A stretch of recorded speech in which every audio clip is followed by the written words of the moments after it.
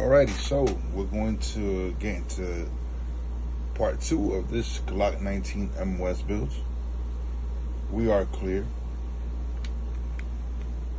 Okay, so we're going with this Leopold Delta Point Pro.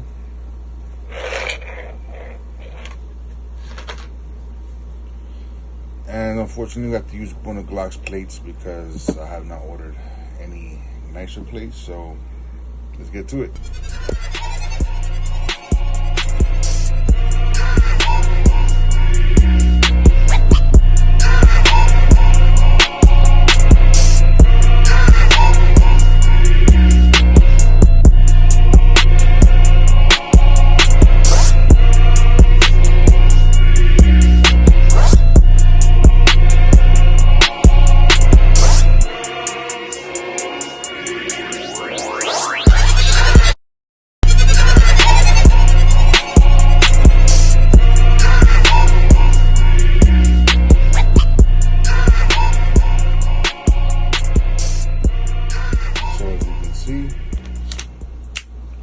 This is definitely ready for a light.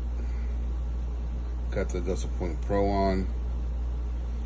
Thinking about maybe doing some cold witness sights.